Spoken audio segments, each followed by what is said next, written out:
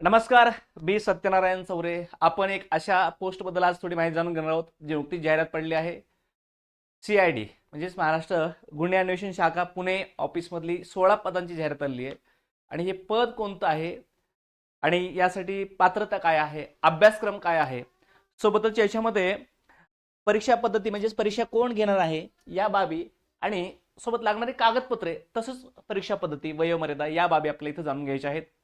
माझा आवाज क्लिअर पोहोचत असेल तुमच्यापर्यंत तर आपण वेळ न घालवता याला चालू करूयात. बघा, हे काल मी मेसेज टाकलं होतं की याची जाहिरात येणार आहे आणि ही जाहिरात काल किंवा आज प्रसिद्ध होणार होती. आज प्रसिद्ध झाली सकाळीच. याचं ऑफिशियली म्हणजेच त्याची वेबसाईट आज 10 तारखेपासून फॉर्म भरायला चालू आहेत आणि ते 11 मार्चपर्यंत फॉर्म भरायची तारीख आहे. आणि याच्यामध्ये तुम्हाला फॉर्म भरायची ती सुरळीत आज संध्याकाळपासून वेबसाईट सुरळीत चालू होईल. बरं, फॉर्म भरायला टाइम भरपूर आहे. या दरम्यान तुम्ही जे काही छोटे छोटे विषय असतात आपले की डॉक्युमेंट्स आपले सर्व क्लिअर नसतात. डॉक्युमेंट्सचाच मेजर प्रॉब्लेम असतो. कोणाचे डॉक्युमेंट्स काढलेच नसतात, कोणाचे काही असतात परंतु काही त्रुटी असतात. तर या सर्व बाबी आहेत त्या तुम्ही सध्या करून घेऊ शकता. त्या सर्व जी प्रोसेस आहे तुमची ती करून घ्या. आणि फॉर्म आजपासून जरी चालू झाले असले तरी तुम्ही 15 दिवसांनी अजून भरला, 10 दिवसांनी भरला तरी काही प्रॉब्लेम नाही. फक्त ते डॉक्युमेंट्स क्लिअर असले पाहिजेत आणि सर्व प्रकारचे डॉक्युमेंट्स 15 दिवसाच्या आत तुम्हाला येतात. जरी एका तुमच्याकडे सर्टिफिकेट नसेल तरी सुद्धा ते 15 दिवसामध्ये येऊ शकतो तुम्ही अप्लाय केलं असेल केल्याच्या नंतर. तर यामध्ये आपण हे माहिती पाहताना आपण पात्रता काय आहे, याची वयोमर्यादा काय आहे, कागदपत्रे काय लागतात, परीक्षा पद्धती कशी आहे आणि अभ्यासक्रम काय आहे हे इथं पाहून घेऊयात. CID पुणे गुन्हे अन्वेषण विभाग या पोस्टचं नाव आहे सहाय्यक शासकीय दस्तावेज परीक्षक, हे मराठीमधलं नाव. आणि या पदासाठी जाहिरात आली. एकूण पदे किती आहेत? 16 पदांसाठी. बघा, आता यात आजच्या लोकमतच्या पेपरला हे टाकलंय, जाहिरात दिली आहे आणि या जाहिरातीमध्ये त्यांनी काय सांगितलंय की फक्त आणि फक्त बेसिक माहिती दिली. आता ज्यावेळेस परीक्षा TCS घेणार आहे मग त्याच्यावर जे सविस्तर ऍड पडेल आता त्याच्यामध्ये तुम्हाला इत्यंभूत म्हणजे अभ्यासक्रम त्या सगळ्या बाबी कळतील. परंतु मला जी माहिती आहे याच्याबद्दलची त्यानुसार आपण हा व्हिडिओ इथं बनवत आहोत. इथे पहा, 16 पद आहेत. सहाय्यक शासकीय दस्तावेज परीक्षक ही 16 पदे आहेत आणि या 16 पदांसाठीची जाहिरात आली आहे. अर्ज भरायचे ऑनलाईन अर्ज भरण्याची दिनांक जो आहे तो 10/2 म्हणजे 10 फेब्रुवारी म्हणजेच आजपासून. आता 10 वाजल्यापासून त्यांनी वेळ सांगितली परंतु वेबसाईट सुरळीत व्हायला थोडे दुपारपर्यंत होऊ शकतो कारण तो टेक्निकल भाग आहे. त्याच्यानंतर ही 11 मार्चपर्यंत 11 मार्चला 24 म्हणजेच रात्री 11:59 पर्यंत ही वेबसाईट चालू असणार आहे. म्हणजेच आपला जवळपास किती 30 दिवसांचा वेळ. बरं, इथं का बघा 10 ते पुढे 11 का तर आपला हा फेब्रुवारी महिना आहे. 30 दिवस वेळ फॉर्म भरायला दिला आहे तर त्याच्यामध्ये फेब्रुवारीत कमी दिवस असतात त्याच्यामुळे ते इथं 10 ते 9 याच्याऐवजी 10 ते 11 झालंय. याच्यामध्ये एवढीच माहिती तर आपल्याला दिली आहे. यांनी काय सांगितलं, जाहिरातीत नमूद अटींची पात्रता अर्हता पूर्ण करणारे उमेदवार खाली दिलेल्या दिनांकाच्या दरम्यान ऑनलाईन स्वरूपात अर्ज भरू शकतात. आता अर्ज भरत असताना सविस्तर जाहिरात वाचायची पॉईंट ना पॉईंट. आपल्याकडे बरेचसे मुलं आहेत ज्यांना सवय असते की फक्त महत्वाचे पॉईंट वाचायचे, चला लागले कामाला. तर प्रत्येक पॉईंट टू पॉईंट वाचून घ्या आणि फॉर्म भरा. फॉर्म भरतायचं जागांचं डिवायडेशन कसं असेल, कोणत्या पदाचं म्हणजे ओपनला जनरली माझ्या माहितीच जास्तीत जास्त 3-4 जागा असतील. त्यातली 1-2 मुलांना एखादी मुलीला अशा प्रकारे येईल. बाकी कास्ट वाईज डिवाइड झाले असतील. त्याचं सविस्तर माहिती आलं तुम्हाला कळेलच. पण ही जी जाहिरात आहे या जाहिरातीमध्ये आपल्याला जी मी तुम्हाला सांगितलं की इथं पात्रता काय आहे, याची पात्रता काय आहे, कागदपत्रे काय, वयोमर्यादा काय, आता ते लक्षात घ्या. इथे वयोमर्यादा मी तुम्हाला आधी सांगतो वयोमर्यादा काय आहे याची.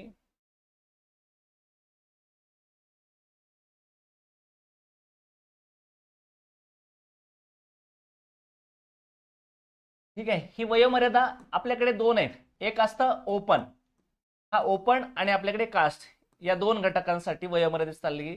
इथे जनरली 38 कमाल वयोमर्यादा आहे. ही कमाल म्हणजेच तुम्ही 38 वर्ष वय तुमचं कंप्लीट नसेल म्हणजे 38च्या आत असेल तर फॉर्म भरू शकता ओपनवाले. आणि जे कास्टमध्ये येतात मुलं, जे कास्टवाले आहेत त्यांच्यासाठी आहे 43.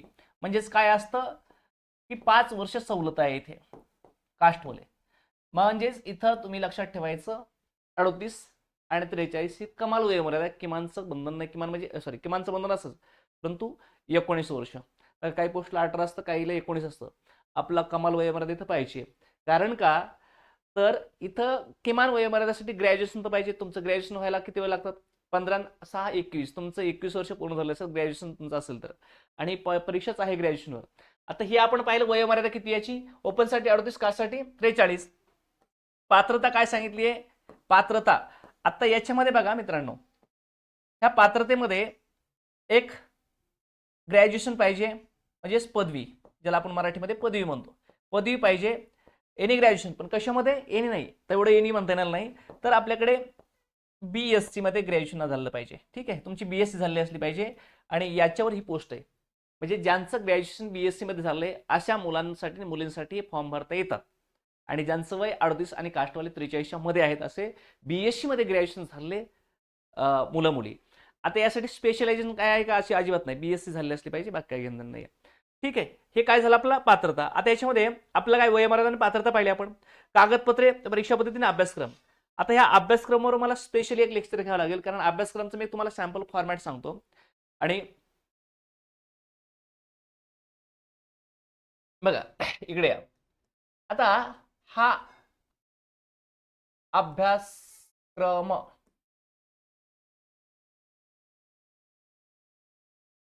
परीक्षा पद्धती,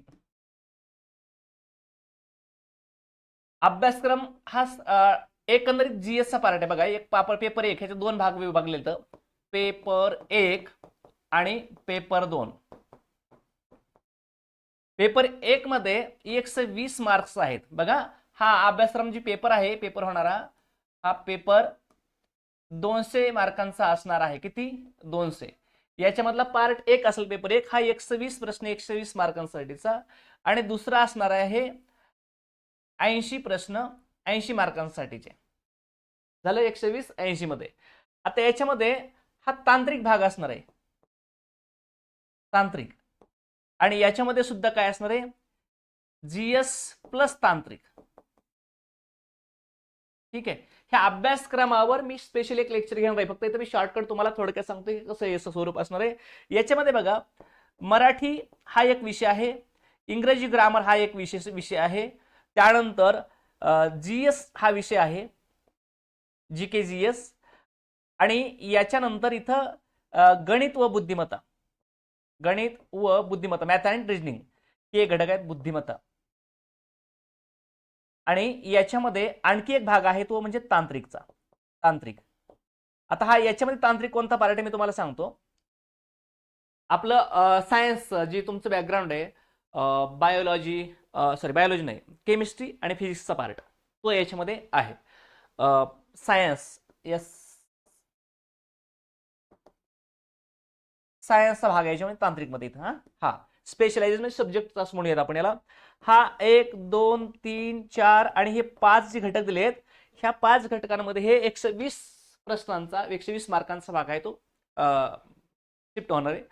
आणि याच्यामध्ये पूर्ण तांत्रिक आहे, म्हणजेच बघा, त्या फिंगरप्रिंट संदर्भातलं वगैरे काही बाबी आहेत, जे सविस्तर मी तुम्हाला अभ्यासक्रम आल्याच्यानंतर सांगतो, कारण यातले प्रत्येक पॉईंट टू पॉईंट मला माहित नाहीत. मला सगळं माहिती होतं, पण यातला पुढचा भाग माहित नाही तांत्रिकला, म्हणजे पॉईंट टू पॉईंट, ते तुम्हाला मी एक्सप्लेन नंतर करतो. परीक्षा पद्धती म्हणजे कशी असणार आहे, परीक्षेसाठी पद्धती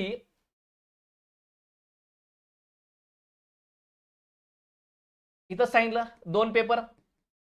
ठीक आहे, पेपर 2 होणार, एक पेपर काय असणार आहे 120चा, आणि हे दुसरा पेपर असणार आहे 80 मार्कांचा. याच्यावरून काय ठरणार आहे, याच्यावरून तुमचं final merit. 2 paper at time सोबत होणार आहेत. परीक्षा कोण घेणार आहे, टीसीएस कंपनी परीक्षा घेणार आहे, टीसीएस ही परीक्षा घेणार आहे, टीसीएस कंपनी. परीक्षा कधी होऊ शकते, जाहिरात आली, 1 महिना फॉर्म भरायला टाइम आहे, आणि तिथून पुढे कधी होऊ शकते, बघा 10 मार्च म्हणजे एप्रिलमध्ये किंवा मे मध्ये, एप्रिलमध्ये किंवा मे मध्ये कधी होऊ शकते, शक्यतो एप्रिल एंड. आता याच्यामध्ये सगळ्यात महत्वाचा आणखी एक भाग आहे आपल्याकडे, कागदपत्रे. ही जी माहिती आहे, ही माहिती मी तुम्हाला शॉर्टकटमध्ये कमी वेळ देण्याचा प्रयत्न करतोय, कारण अभ्यासक्रमाचा एक 10 मिनिटाचा व्हिडिओ बनेल.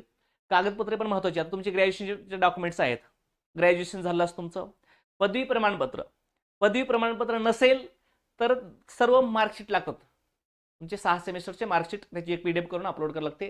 तुमचं कास्ट सर्टिफिकेट पाहिजे, तुम्ही कास्ट म्हणून फॉर्म भरत असाल तर नॉन क्रिमिनल पाहिजे. मुलींसाठी जे आपल्याकडे आरक्षणाचं महिलांचं सर्टिफिकेट असतं ते हवंय. जे कास्ट मधले मुलं आहेत त्यांना कास्ट सर्टिफिकेट कंपल्सरी आहे, नॉन क्रिमिनल कंपल्सरी आहे, कास्ट व्हॅलिडिटीची आवश्यकता नसते. म्हणजेच इम्पॉर्टंट डॉक्युमेंट असं म्हटलं आपण त्याला, तर पदवी प्रमाणपत्र किंवा मार्कशीट लागते. दुसरं एक कास्टमध्ये असतील तर कास्ट सर्टिफिकेट. त्यानंतर नॉन क्रिमिलियर असेल, नॉन क्रिमिलियर मध्ये महिलांसाठी कास्ट सर्टिफिकेट प्लस ते महिलांच्या, आता कास्ट मधली महिला असेल तर महिलांचं सर्टिफिकेट लागतं. महिलांसाठी म्हणजे मुलींसाठी काय लागतं, ते महिलांसाठी रिझर्वेशन सर्टिफिकेट लागतं. हे सर्टिफिकेट कंपल्सरी आहेत. सोबत तुम्हाला 10वी आणि 12वी काय असलं पाहिजे, मार्कशीट. हे मार्कशीट लागतं तिथे. 10वी-12वीची मार्कशीट, ग्रॅज्युएशनची मार्कशीट किंवा प्रमाणपत्र हे सोबत. हे महिलांसाठीचं रिझर्वेशन सर्टिफिकेट, कास्टवाले असतील तर नॉन क्रिमिनल आणि कास्ट सर्टिफिकेट. यासोबतच लहान कुटुंबाचं प्रमाणपत्र, तेच काय आपल्याकडे ते असतंच इथं. 1 रुपयात प्रिंट काढून घ्यायची आणि त्याच्यावर लिहून साईन करून अपलोड करायची की तुम्हाला मुलं किती आहेत, लग्न झालं असेल तर मग त्याच्यात अपत्य संख्या किती वगैरे ते भरावं लागतं. हे एवढे डॉक्युमेंट्स तर कंपल्सरी लागतात. म्हणजे याच्यामध्ये आता तुम्हाला हे जे TSS आहेत का, यांची एक प्रकार आहे बघा, पद्धत आहे की ते काय करतात, तुमचं ड्रायव्हिंग लायसन आहे का, येस म्हणला तर त्याचं अपलोड करायची, डिटेल भरायची. तुमच्याकडे पॅन कार्डचे डिटेल्स भरावं लागते. काही कंपल्सरी, काही ऑप्शनल आहेत. जसं की बँक अकाउंट आहे का, तर त्याचं ते डिटेल्स तुम्हाला भरायला लागते. Aadhaar card, driving licence, voter ID, हे सगळे डिटेल भरावं लागते. ते सुद्धा डॉक्युमेंट्स तुमच्याकडे जवळ असले पाहिजेत. कधी कधी आपल्याकडे नसतात. त्यातले कंपल्सरी काही बाबी आहेत, त्याच्यामुळे तुम्हाला ते आवश्यक आहे टाकणं. कंपल्सरी ते. आणि हे फिक्स बेसिक सांगितले मी. आता दिव्यांगवाले कोणी असेल तर त्यांच्यासाठी ते ते प्रमाणपत्र लागतं. कुणी माजी सैनिक असेल, त्यासाठी जागा राखी असेल, जागा असेल, त्यांच्यासाठी ते प्रमाणपत्र लागतं त्यांचं. म्हणजेच ते जी प्रमाणपत्र आहेत ती लागतात. जर तुम्ही एखाद्या EWS म्हणून फॉर्म भरत असाल किंवा ECBC म्हणून भरत असाल तर तुम्हाला त्याचं सर्टिफिकेट लागणार आहे. बरोबर आहे. मी कास्टवाल्यासाठी काय म्हटले, कास्टवाल्यासाठी नॉन क्रिमिलियर. तुम्ही समजा कास्टमध्ये आता ओपन सोडून सगळे कास्ट, म्हणजे EWS मध्ये पण कास्टवाले झाले, मग ते EWSचं सर्टिफिकेट, कास्ट सर्टिफिकेटचा अर्थ EWSच्या दृष्टीने काय, EWS सर्टिफिकेट लागतं. आणि मग हे डॉक्युमेंट्स तुमचे बेसिकली एवढे रेडी पाहिजे. 10वी-12वी, ग्रॅज्युएशनची मार्कशीट आणि पदवीचं मार्कशीट नसेल तर सॉरी प्रमाणपत्र, कास्ट सर्टिफिकेट, EWS आले असेल, ECBC कोणते असेल कास्टवाले त्यांचं कास्ट सर्टिफिकेट, नॉन क्रिमिलियर. आणि महिलांसाठी असेल तर त्या महिलांसाठीच्या आरक्षणाचं सर्टिफिकेट जे असतं आपल्याकडे करण्यात 33% जे काय आहे ते, तर ते एक अवेलेबल तुमच्याकडे असलं पाहिजे. या बाबी तत्काळ रेडी ठेवा. नसतील तर आपल्याकडे वेळ आहे, 10 म्हणजे 1 महिनाभर वेळ आहे. परंतु लगेच कामाला लागून 15 दिवसामध्ये तुम्ही ते डॉक्युमेंट्स तयार करून घेऊ शकता. काही डॉक्युमेंट्स तर 4 दिवसात, 2 दिवसात येऊन जातात. ठीक आहे. ही जाहिरात सविस्तर PDF स्वरूपात तुम्हाला मिळून जाईल लवकरच. आणि याची लिंक सुद्धा आज चालू होईल.